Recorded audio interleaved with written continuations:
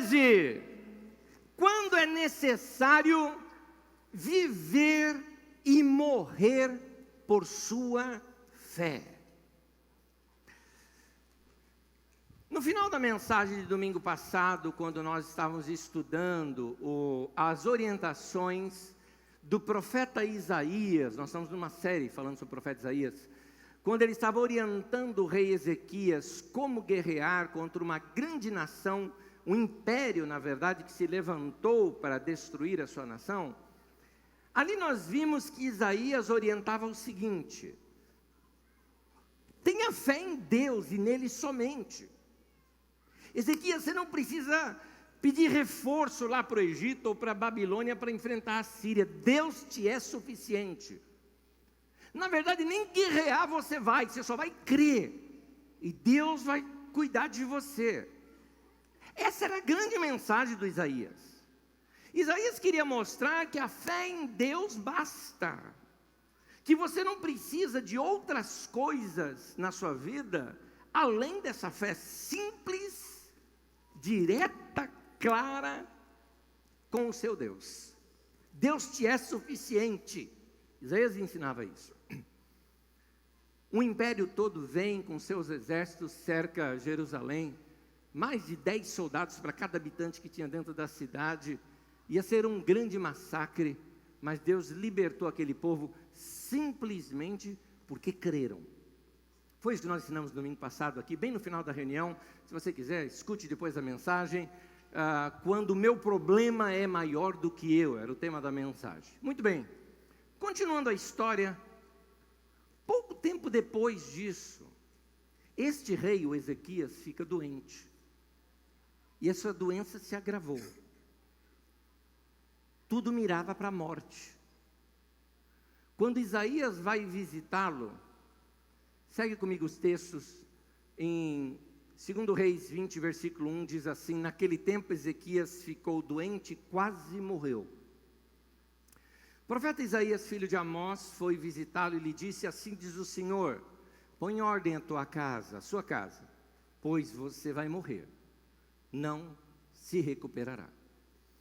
É interessante o que um profeta faz. O profeta não prediz futuro. Profeta, ele orienta com a sabedoria de Deus, baseado no passado, o seu caminho para onde vai dar.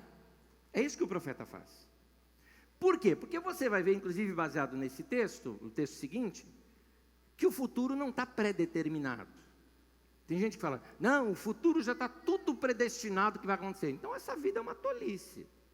Porque se já está tudo destinado, não importa o que eu vou fazer, vai acontecer mesmo. Não é assim. O que o profeta faz, ele olha a direção de onde você está vindo, vê a situação em que está, ele diz, você vai para lá. Ele tem sabedoria, ele faz essa análise da tua vida.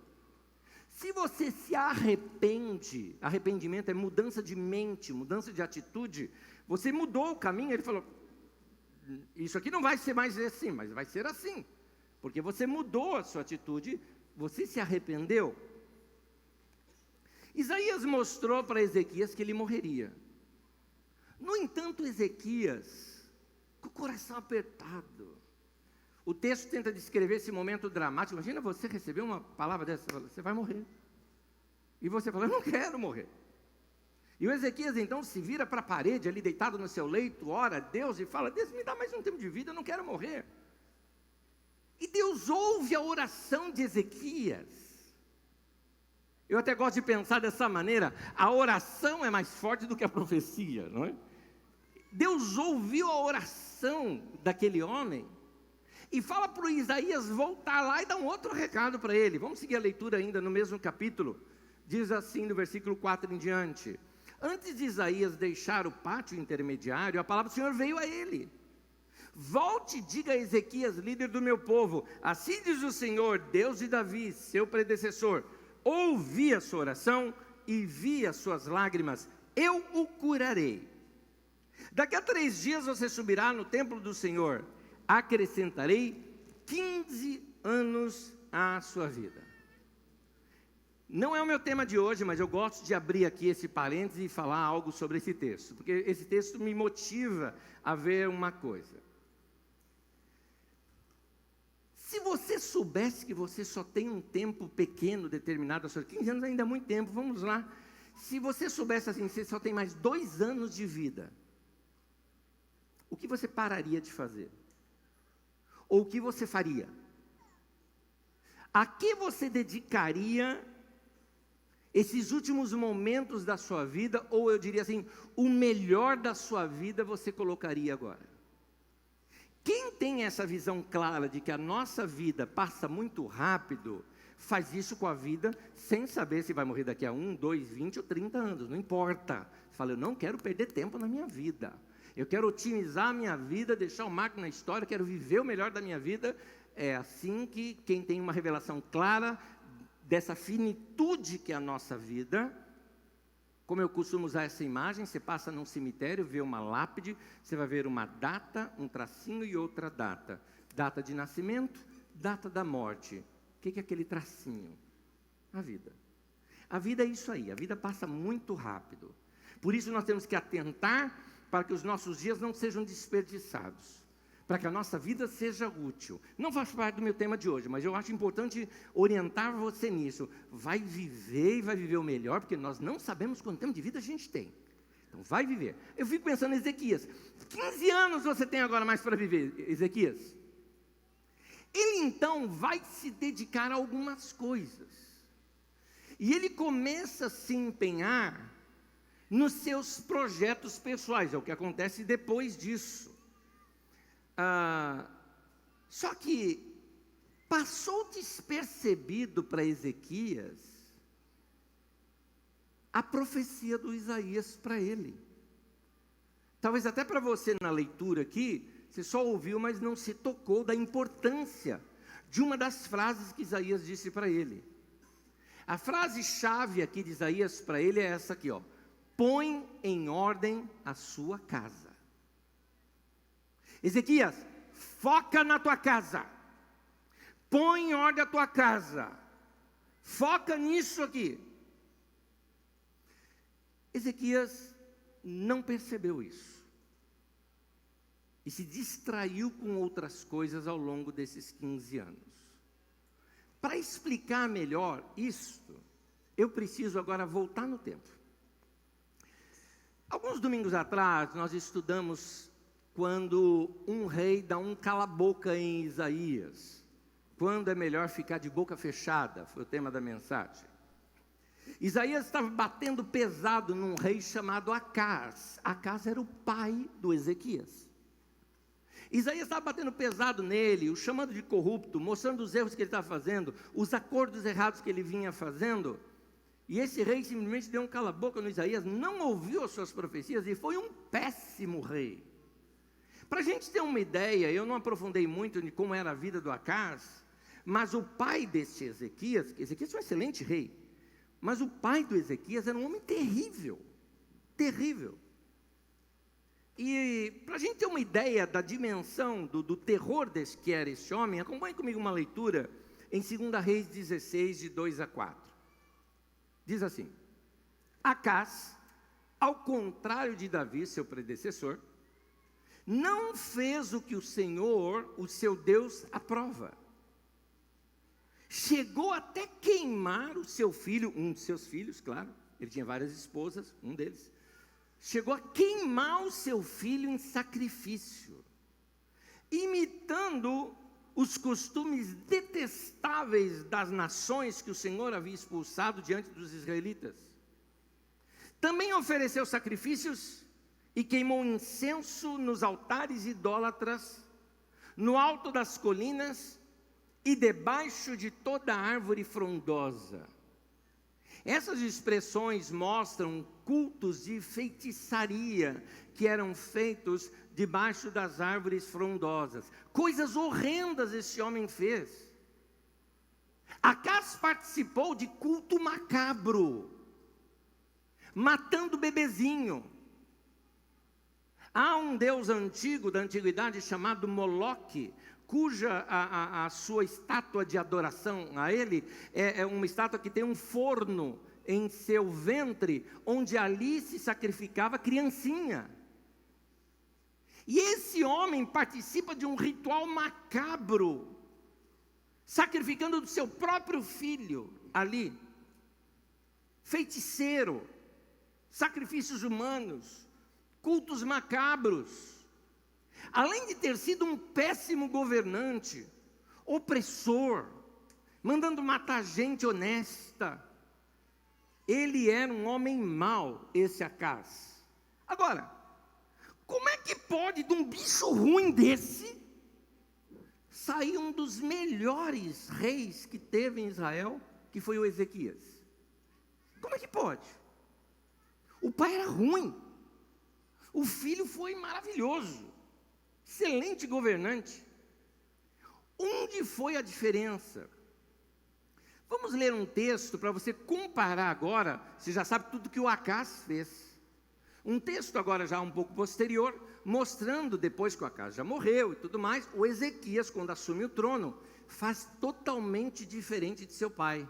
Vamos ver como é que foi o governo de Ezequias. Segundo Reis 18, de 1 a 7, diz assim: Ezequias, filho de Acás, rei de Judá, começou a reinar. O nome de sua mãe era Abia, filha de Zacarias. Ele fez o que o Senhor aprova, tal como tinha feito Davi, seu predecessor. Note que o rei Davi é sempre a referência, né? Continua. Ezequias confiava no Senhor, o Deus de Israel. Nunca houve ninguém como ele em todos os reis de Judá, nem antes nem depois dele. Ele se apegou ao Senhor e não deixou de segui-lo. Obedeceu aos mandamentos que o Senhor tinha dado a Moisés. O Senhor estava com ele e ele era bem-sucedido em tudo o que ele fazia. Tem algo aqui no texto que quase passa despercebido para a gente. Logo no comecinho do texto, capítulo 18, versículo 2, coloca o texto para mim na tela, por favor. Diz assim: o nome da sua mãe, a mãe de Ezequias, era Abia, filha de Zacarias, e o Ezequias fez o que o Senhor aprova, como tinha feito Davi, seu predecessor. Percebeu algo aqui? A mãe dele foi quem fez toda essa diferença na vida dele. Os reis tinham muitas esposas, muitos filhos. Essas esposas normalmente não moravam dentro da mesma casa, igual nós fazemos hoje, marido e mulher, não é? Eles tinham suas casas separadas. Alguns dos reis mal conheciam seus filhos, ia conhecer o filho depois da adolescência e juventude só. Então esse rei não tinha muito contato com o seu filho. A mãe tinha. Essa mulher, essa desconhecida Abia, porque depois não se cita mais o nome dela, é provável quem fez toda a diferença na vida do Ezequias. Uma mãe que anda com Deus pode inspirar os seus filhos a fazer uma grande revolução que mude uma nação inteira, como aconteceu nesse caso. Uma mãe piedosa faz diferença na vida de seus filhos. Costumo usar essa expressão que não é minha, são de um movimento inclusive de mulheres de oração, que diz assim: mulheres de joelhos, filhos em pé. Mãe, vai orar, vai abençoar seus filhos, vai ser um marco na história dos seus filhos, vai orar por eles, vai chorar por eles. Você como mãe conhece o coração dos seus filhos. Não abandone os seus filhos, não largue mão dos seus filhos.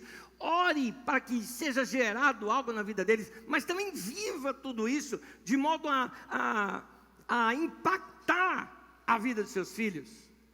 Aqui eu não me refiro só a mães com os filhos também, eu me refiro a você viver um cristianismo de tal maneira que as pessoas que conviveram com você, seja no seu trabalho, seja nas amizades que você teve na escola ou na faculdade, possam se lembrar depois de anos e dizer: aquela pessoa andava com Deus. Sua vida precisa inspirar as pessoas que convivem com você. Vai amar a Deus, vai servir a Deus, meu querido. Você precisa impactar a vida de pessoas. Vou te dizer algumas coisas que impactam a vida da gente. Uma das coisas que cedo na minha vida me fez buscar a Deus foi ver essa paixão por Deus, esse compromisso com Deus, que eu vi na vida da minha mãe, eu vi na vida de meu pai, eu vi na vida da minha avó, mãe de minha mãe, que morou conosco, eu vi na vida da minha bisavó, mãe de minha mãe, que morou com a gente também. Não é? Eu me lembro uma vez, eu estava voltando da escola, e cheguei tarde da noite em casa, porque eu estudava até muito tarde. Chegando em casa, eu escutei um burburinho lá no quartinho da minha avó, que ficava ali com uma janela virada para o quintal. E eu, zoeiro como eu sou, eu ia lá para ouvir, para depois zoar com a minha avó. Porque minha avó estava com aquela mania de começar a falar sozinha já, não é? Então eu ia ouvir o que ela estava falando, para depois zoar com ela, porque eu sempre fui zoeiro, aquela coisa, zoa primeiro, depois você vê o que você faz, né? Então eu ia brincar e tudo mais, e eu chegando, totalmente distraído, grudei na janela do quarto para ouvir, minha avó estava orando, e exatamente naquele momento, estava orando por mim. Gente, a perna tremeu. Aquele impacto no coração. Eu falei, essa mulher, esse horário da noite, que ela já deveria estar dormindo, ela está me gerando em oração. Vai orar, meu querido, pelos seus filhos. Vai causar impacto na vida deles. A maneira como a gente vive dentro de casa marca a história dos nossos filhos, dos nossos netos, ou de quem a gente convive. Paulo apóstolo, escrevendo para o seu discípulo Timóteo, lá em 2 Timóteo, capítulo 1, coloca o texto para mim, por favor, diz assim: recorda-me da sua fé, Timóteo, a fé não fingida, fé sincera, que primeiro habitou em sua avó Loide, e em sua mãe Eunice, e eu estou convencido também que ela habita em você. Olha o que Paulo está dizendo, Timóteo, a fé que você tem começou lá na tua avó. Tua avó era uma mulher de Deus, e a tua avó impactou tua mãe, e a tua mãe impactou você, e eu tenho certeza que essa fé é genuína, que a expressão fé não fingida, fala de fé genuína, sem máscara, fé não falsa, fé honesta, fé correta, fé íntegra. Meu irmão querido, nós estamos na geração de crente meia boca, essa que é a verdade. O cara fala que é cristão, mas está de rabo preso com outras coisas. Como é que você vem me dizer que você segue Jesus, que é a verdade, que te ensina a ser correto, e fica fazendo gato de TV a cabo lá na tua casa? Me explica isso. Me explica isso. Isso é roubo. Isso é roubo. Seja honesto. Eu me lembro, aprendi uma lição com meu pai. Eu até posso dizer para você hoje, até exagerada. Foi exagerado o que meu pai fez. Mas me ensinou a ser honesto. A feira ficava longe de casa, uma distância talvez daqui até lá na estação Quitaúna, lá embaixo, né? 1,5 km, 2 quilômetros mais ou menos de casa. Para uma criança de 5 anos, 2 quilômetros era muita coisa, tá? Então, ia no sábado com meu pai lá fazer feira, chegamos em casa, meu pai conta as laranjas, vieram 13, era 12. O meu pai não resolve naquele mesmo dia voltar lá na feira e entregar a laranja? Ele podia ter ido no outro sábado, ele poderia depois chegar no outro sábado e falar, olha, paga mais aqui. Ele podia ter feito de qualquer jeito, que não seria errado também, seria honestidade da parte dele fazer isso, mas ele queria ensinar uma lição para o filho, e ensinou, Então, meu querido, se você é cristão, anda de forma correta. Tem muito crente por aí que diz que acredita em Deus, mas também é supersticioso, fica carregando objetos de superstição. Meu querido, quem crê em Deus não precisa de pé de coelho. Se você crê em Deus, essa era a mensagem do Isaías, quem crê em Deus basta. Tua fé está em Deus, não existe coisa maior do que o teu Deus, você está do lado do mais forte. Tem um monte de crente por aí, porque não anda com Deus, fica com esse negócio de medo do diabo. Meu Deus do céu, como tem gente que inventa um diabo tão grande, maior do que o que ele é mesmo. Uma vez um rapaz estava conversando comigo e o tempo todo, não, porque o diabo fez isso, o diabo fez aquilo, o diabo me impediu de eu chegar no meu trabalho, eu cheguei atrasado, ele levei uma bronca do meu chefe, quer dizer, o diabo, tudo é o diabo. Eu cheguei assim para o cara e falei, escuta, tem 7 bilhões de pessoas no mundo. e o diabão resolveu atacar só você. Tu é bom, hein, cara? Tu deve ser um perigo assim enorme, né? Para com isso, meu irmão. Para com isso. Vai servir a Deus.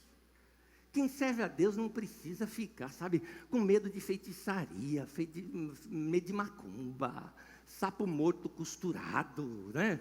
Aquela coisa toda. Você não precisa ter medo dessas coisas. Eu passava com a minha avó num lugar, quase na porta de casa tinha uma macumba.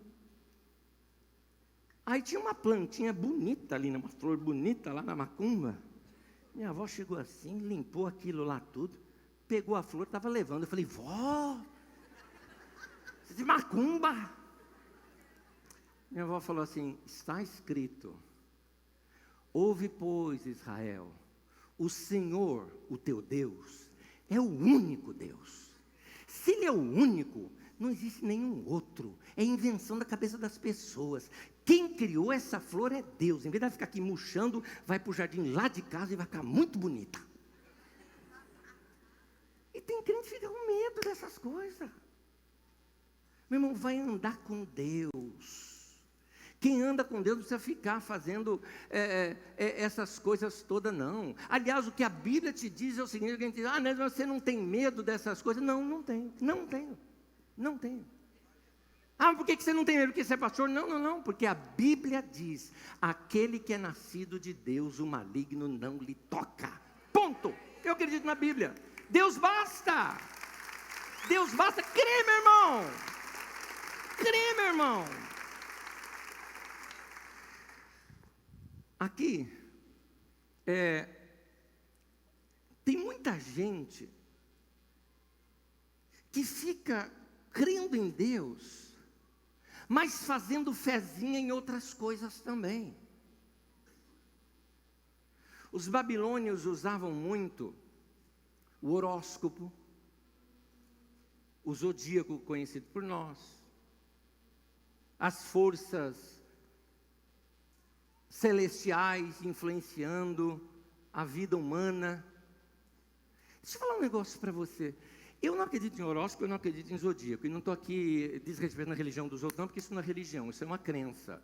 E uma crença totalmente desconexa com o mundo que a gente vive hoje, sendo muito honesto com você.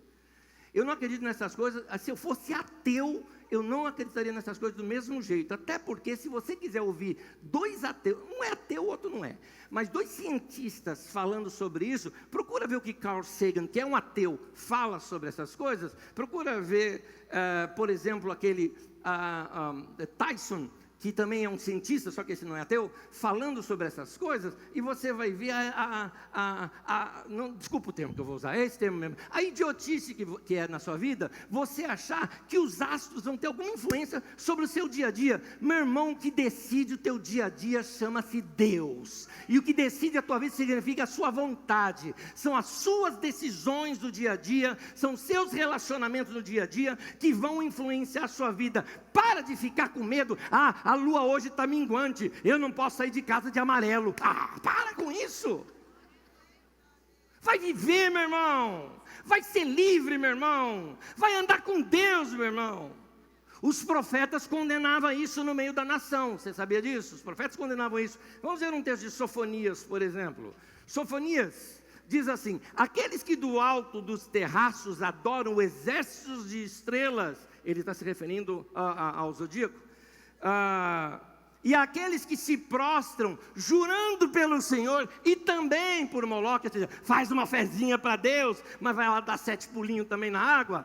Aqueles que se desviam e deixam de seguir o Senhor, note que ele chama isso de se desviar da fé, e deixar de seguir o Senhor, não o buscam, nem o consultam. Meu irmão, vai se santificar. Santificar, a igreja ficou trabalhando muito com santidade com o negócio de sexo, acho que tudo tem a ver com sexo, e a Bíblia não fala sobre isso. Santificar-se significa separar a tua vida para dizer, a minha fé é só em Deus, é em Deus somente, eu não preciso crer em mais nada, Ele me basta, eu amo o Senhor, vou seguir, como diz o primeiro mandamento, amarás o Senhor teu Deus de todo o teu coração, de toda a tua alma, com todo o teu entendimento, com todas as suas forças. Isso é consagração. Vai servir a Deus dessa maneira.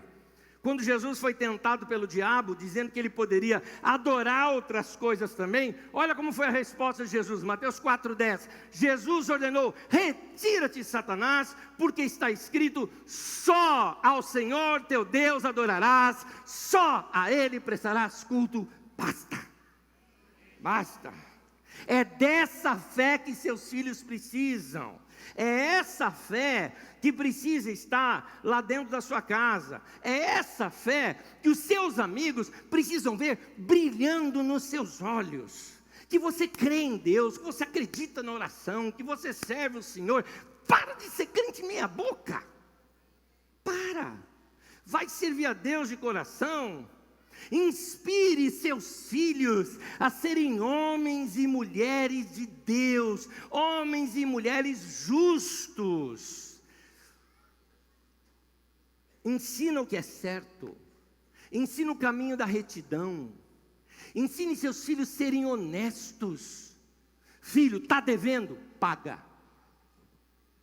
Errou? Vai pedir perdão. Dinheiro não é seu? Devolva. É dinheiro ilícito? Fica longe, você não precisa disso. Ah, estou desempregado, você é um funcionário fantasma. Nunca. Receber salário e ter que devolver o bolo, parte do salário para lavar dinheiro de político? Nunca. Prefira ficar desempregado, mas ter honra na sua vida, dizendo que o dinheiro que você ganha é um dinheiro honesto, não é dinheiro de fraude. Temos que ter honestidade, gente. Provérbios 3, 31 e 32 diz assim: não tenha inveja de quem é violento, não imite o procedimento de violência. Pais, ensinem isso para os seus filhos. Para de ficar com bate-boca com os outros na internet, deixa de ser chato. Para de ficar brigando por qualquer coisa. Não seja violento no trânsito, não seja violento com as pessoas. Não imite quem é violento, siga o texto. Nem adote nenhum dos seus procedimentos, pois o Senhor detesta o perverso. Deus chama o violento de perverso. Mas o justo é o seu grande amigo. Ensina seus filhos a serem pacificadores. Ensine seus filhos a não brigar. Ensine seus filhos dentro de casa a não gritar, a não brigar. Ensine seus filhos a respeitar os superiores. Ensine seus filhos a respeitar os mais velhos. Ensine seus filhos a não serem violentos. Como é que se ensina isso? Através do exemplo. Deixe eles verem em você esse modelo. Agora eu volto para o texto. Isaías chega para o Ezequias e fala: põe em ordem a tua casa. Põe em ordem a tua casa. Deu para você entender o que Isaías está ensinando para Ezequias? Ezequias, você precisa fazer discípulo. Você é um tremendo homem de Deus. Você é um cara fantástico. Mas você não está deixando herança. Seus filhos precisam copiar. Você precisa fazer discípulo. Foca na tua casa. Agora, apesar de Deus ter dado para Ezequias mais 15 anos,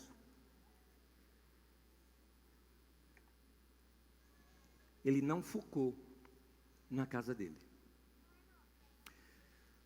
O que Ezequias fez foi que assim: eu tenho só mais 15 anos de vida, então eu vou fazer aquilo que eu acho que eu tenho que fazer. É como algumas pessoas que, se eu chegar assim para você e falar: meu irmão, só tem mais 1 ano de vida, você fala: então eu vou sair, eu vou viajar, eu vou passear, eu vou fazer tudo o que eu queria fazer. Isso, viva egoisticamente e não deixe história nenhuma. Foi o que Ezequias fez. Ezequias foi fazer exatamente isso. O que realizava Ezequias? Era organizar a nação. Quero não, o cara enfrentou a maior potência do mundo da época, a Síria, e venceu. Então ele queria organizar a nação, organizou a nação, juntou tesouros, cresceu e tudo mais. Recebeu uma comitiva da Babilônia. Babilônia era um império, estava começando a crescer, querendo enfrentar a Síria ainda, mas vendo Judá já enfrentou e venceu. Como é que é isso? Viu uma comitiva para ver tudo isso. O Ezequias ficou mostrando seus tesouros, seus armamentos de guerra, suas estratégias e tudo mais, porque o que o realizava? O que realizava era o seu ministério, vamos dizer assim, não é? Era o seu reinado, era o seu governo. E o Isaías: foca na tua casa. e o Ezequias se distraiu com a vida. Vamos continuar uma leitura bíblica. Capítulo 21, versículo 1, fala do filho de Ezequias.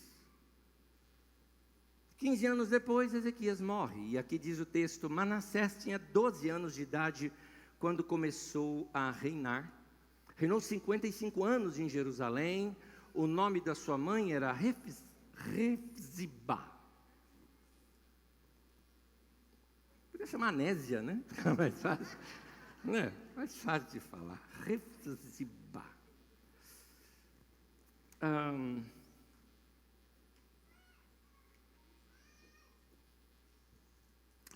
Ezequias viveria mais 15 anos.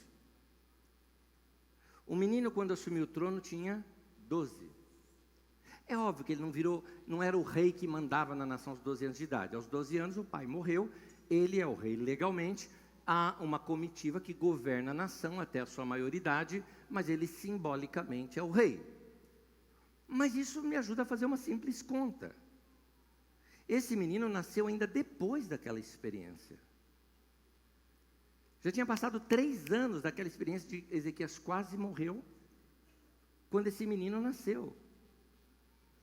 Isaías, 15 anos antes, tinha dado a palavra para Ezequias: foca na tua casa. E Ezequias foi levando a vida. Como ele estava muito ocupado com tantas coisas, certamente não foi Ezequias quem educou Manassés.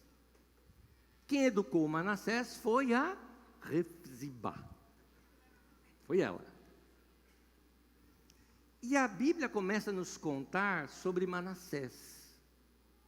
E para nossa surpresa, esse rapaz foi o pior rei,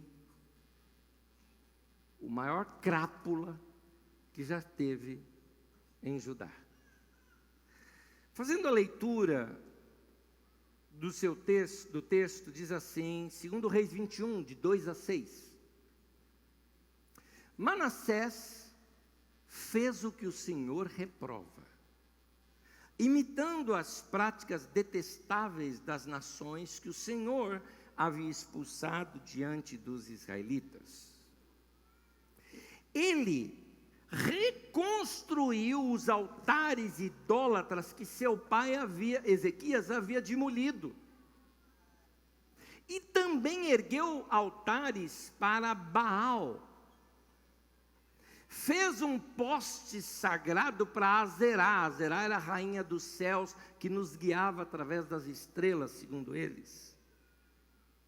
Inclinou-se diante de todos os exércitos celestes e lhes prestou culto. Nos 2 pátios do templo do Senhor, onde era cultuado o culto a Jeová, ele construiu altares para todos os exércitos celestes. Chegou a queimar o próprio filho em sacrifício. Praticou a feitiçaria e a adivinhação, recorreu a médiuns e a quem consultava os espíritos, e fez o que o Senhor reprova, provocando a ira. Feiticeiro, fez tudo contra o que o seu pai havia feito. Culto macabro. Para você ter uma ideia do que eram esses cultos macabros, eu vou citar algo para vocês que nós vamos estudar já na próxima série, que eu vou começar com você, um pouco mais adiante. Mas Jerusalém ficava numa montanha. Lá mais ao baixo da montanha vinha a muralha da cidade.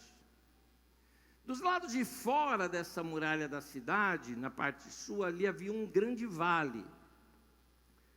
Esse vale tinha crateras ali nele, a erosão muito forte, formando cavernas. O Vale de Inom. Naquele lugar foi criado um templo a Moloque chamado Tofete. A palavra tofete vem de uma palavra hebraica que significa pífaros e pandeiros. Porque os sacerdotes faziam um som muito alto com tamborins, pífaros e pandeiros. Porque ali era sacrificado bebês. E os barulhos eram altos, para que o pai não escutasse os gritos da criança sendo consumida pelo fogo e viesse arrancá-la de lá. Eu estou falando de coisas macabras. Era isso que estava acontecendo ali em Judá, pelo próprio rei, achando que aquilo agradaria os deuses e protegeria a nação.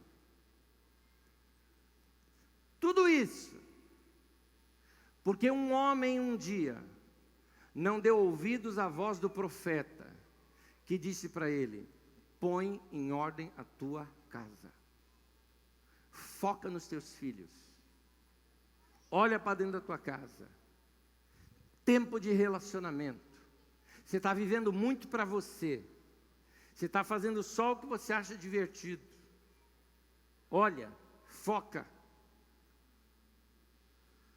Esse rei Manassés não causou só isso, não. Ele oprimiu a cidade. Aqueles mais pobres da cidade eram cobrados impostos altíssimos, e quando as pessoas não pagavam, ele mandava matar. Quando os profetas se levantavam, mandava matar. Segundo Reis 21:16, diz assim: Manassés também derramou tanto sangue inocente, que encheu Jerusalém de um extremo ao outro. Ou seja, deixou a cidade manchada, né? De tantas mortes que tinham na cidade. Além disso, levou a Judá a cometer pecado e a fazer o que o Senhor reprova. A Bíblia Sagrada em si não marca, não fala da morte do profeta Isaías. Isaías já tinha em torno de seus 80 anos, quando Manassés estava fazendo tudo isso. Com certeza Isaías não ficou calado. Mas um livro escrito contando a história dos profetas, um livro do século I, ele conta a morte de Isaías por Manassés. Isaías era um tipo de profeta que ele usava muitos símbolos quando ele profetizava algo. Fazia alguma coisa e dizia: é assim que Deus vai fazer. Uma vez confrontando o rei, se não me engano foi até o rei Acás, quando ele falou: você não precisa de armas, você não precisa de nada, basta a sua fé no Senhor. Isaías ficou nu e falou: eu vou andar pelado aqui na nação, só para todo mundo ver como é que a gente tem que estar diante de Deus e confiar em Deus. Isaías era maluco, Isaías. Ele querendo mostrar para o rei Manassés de que Deus estava se fechando para ele, que Deus não o ouviria mais. Ele faz no meio de um tronco, uma cavidade, entra ali e se fecha, dizendo: assim diz o Senhor, é isso que eu vou fazer com você, eu vou me fechar para você. Manassés falou: ah é? Manda cortar no meio. Cerrou Isaías ao meio, com o tronco e tudo. Tal era a violência que esse homem causava. Eu fico pensando, no caso de Isaías, que homem, morreu pela sua fé, morreu, mas não deixou de falar, assumiu a sua profecia até as últimas consequências. Pouca gente vê assim até hoje. Tem muita gente que amarela no meio do caminho, quando tem situações de fé. Eu era de adolescente para jovem ainda, eu acho que tinha meus 17 anos talvez.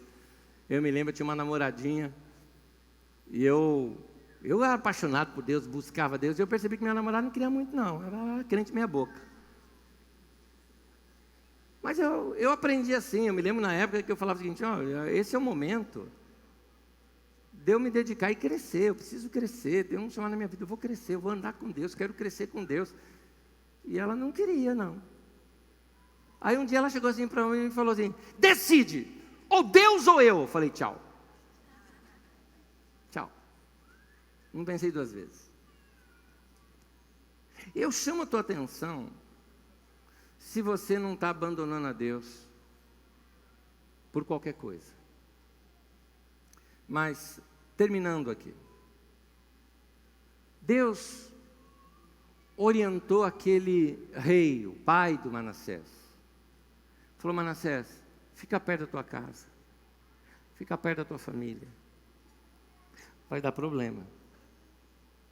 E o problema, um monte de gente sofreu. Porque o Ezequias não ouviu essa palavra. A minha pergunta para você é: por que Deus te trouxe aqui hoje para ouvir isso? Minha segunda pergunta é: o que você vai fazer com isso que Deus está falando com você hoje? As pessoas que andam com você lá no teu trabalho, já ouviram do Evangelho? Já foram impactadas por Deus na sua vida? As pessoas de dentro da tua casa estão vendo diferença da sua fé ao ponto de querer imitá-la? Será que daqui a muitos anos, depois da sua morte, alguém vai falar de vocês como eu falo abertamente de vocês, acerca do meu pai, acerca da minha mãe, acerca da minha avó, que são pessoas que andaram com Deus até as últimas consequências? Janeiro de 1974, nossa casa foi inundada, uma enchente tomou a nossa casa, 1,5 metros de água dentro de casa, perdemos praticamente tudo. Eu era criança, meu pai colocou em cima de uma mesa para eu ficar ali a salvo. Estava chovendo ainda, mas a água já abaixando um pouco, quando meu pai percebeu que não tinha mais o que fazer, mas era só aguardar a água abaixar. Juntou a família toda ali na sala, eu me lembro, eu estava em cima da mesa, e ele falou o seguinte: tudo de mais precioso que nós temos está aqui. O que nós perdemos, o Senhor deu, o Senhor tirou, bendito seja o nome do Senhor. A nossa fé não vai mudar. E eu olho para aquele homem hoje, lá atrás, e falo: eu quero causar esse impacto de fé em Deus na vida dos meus filhos, como meu pai causou na minha vida. E eu desafio você a causar impacto naqueles que convivem com você, dos seus familiares, que seus irmãos queiram ter a fé que você tem, que os seus pais sejam inspirados por você, que seus filhos admirem a você, que quem conviveu com você tenha orgulho de dizer: olha, eu fui amigo dele, eu trabalhei com ele, eu estudei junto, a gente orava junto, a gente buscava Deus juntos. Causa esse impacto na vida das pessoas. Esse é o chamado de Deus para a tua vida, dizendo hoje para você: foca na tua casa, foca nas pessoas que estão perto de você. Último texto que eu quero ler, eu vou te pedir para você ficar em pé comigo, por favor. Até onde vai a nossa fé? Será que estamos dispostos a pagar até a última consequência da nossa fé, o preço para ser pago de alguém que crê em Deus, custe o que custar? Eu quero ler para vocês uma galeria de homens e mulheres que serviram a Deus de todo o coração. Está relatado em Hebreus no capítulo 11. Olha o que esse texto diz. Uns foram torturados e recusaram ser libertados, para poderem alcançar uma ressurreição superior. O que está dizendo aqui? Torturado, nega Deus ou morre. Ele falou: eu morro. Mas se você negar, você é livre. Mas eu não quero ser livre, porque se eu for livre daqui, eu vou ser preso. Vou ficar preso nesse mundo, preso nessa vida insignificante. Mas a minha fé para Deus eu não nego. É isso, continuando. Outros enfrentaram a zombaria e açoites. Outros ainda foram acorrentados e colocados na prisão, apedrejados. Olha o Isaías aí: cerrados ao meio, postos à prova, mortos ao fio da espada, andaram errantes, vestido com o que dava, com o básico, com pele de ovelhas e de cabras, necessitados, afligidos e maltratados. Vagaram pelos desertos e montes, pelas cavernas e grutas. O mundo não era digno deles. Eu gosto da tradução de Almeida que diz: homens e mulheres dos quais o mundo não era digno. Gente que andou com Deus e não abandonou Deus por nada, não abandonou Jesus por nada. Eu gosto das frases da minha avó. Minha avó era meio maluca também. Ela falava assim: ainda que Deus me mate, eu não abandono Ele. Não abandono. Uma outra frase dela: Deus não precisa responder nenhuma oração minha mais, porque o que Ele já fez por mim é suficiente. Eu estou em dívida com Ele, Ele não tem dívida nenhuma comigo, mas se Ele responder qualquer oração, eu vou agradecer muito, muito, muito. E eu não entendo porque tem gente hoje que fica assim, sabe uma frase que eu assim, confesso para você, tem uma frase que me engasga aqui quando alguém fala. Quando alguém fala essa frase, me engasga. Alguém chega assim e fala: eu estou bravo com Deus. Engasga. Ainda bem que eu não sou Deus. Fala, indivíduo, se enxerga. Quem é você? Vai servir a Deus, custe o que custar. Vai servir a Deus de todo o coração. Esses homens e mulheres deixaram para nós um legado. Vale a pena servir a Deus, na vida ou na morte. Vale a pena servir a Deus, na abundância ou na necessidade, não importa. O que importa é dizer, como aquele texto diz: pois eu sei em quem eu tenho crido, e eu estou bem certo que Ele é poderoso para guardar o meu tesouro até aquele dia final. É para lá que eu vou. É lá que estão os meus olhos. Eu quero orar nesse momento, mas eu vou te alertar de algo que eu vou orar, que aí se você não quiser, você não ora.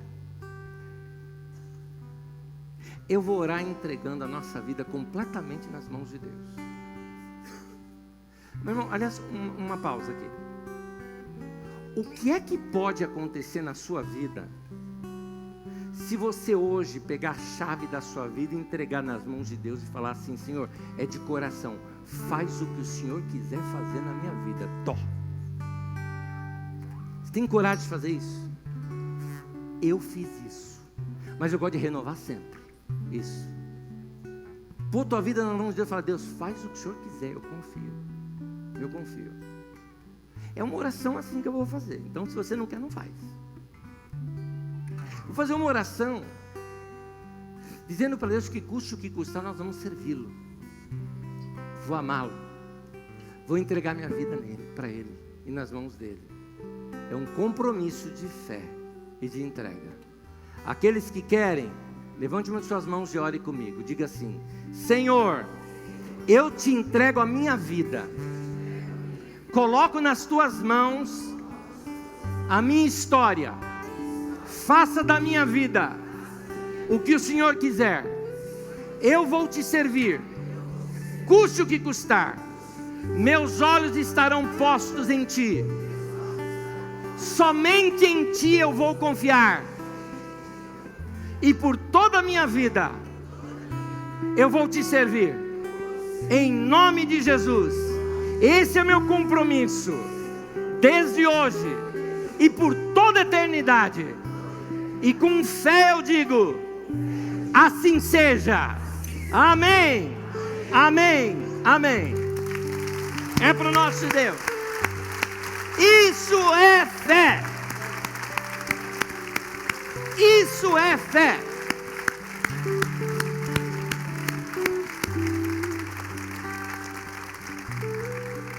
Só para terminar, eu quero te dizer uma coisa. Nós somos muito livres aqui na nossa comunidade, né? Muito livres. Eu amo essa comunidade. Porque a gente é muito livre. Tem gente que fala: aquela comunidade é meia boca. Lá o povo faz o que quiser fazer. Não, nós somos livres. É diferente. A gente aprendeu a viver a vida. A gente aprendeu a viver sem religiosidade. Mas eu quero que todos saibam o seguinte: Essa comunidade ensina fé em Deus, compromisso com Deus, coração para Deus. Aqui não vai ficar crente meia boca não, nós vamos crescer com Deus, vamos tornar homens e mulheres de fé, referência para a nossa família, referência para os nossos amigos, referência para os nossos vizinhos. Aqui tem gente de fé e que ama a Deus de todo o coração, toda a sua alma, todo o seu entendimento e com todas as suas forças. É assim que nós vamos amar a Deus nesse lugar. Em nome de Jesus. Amém.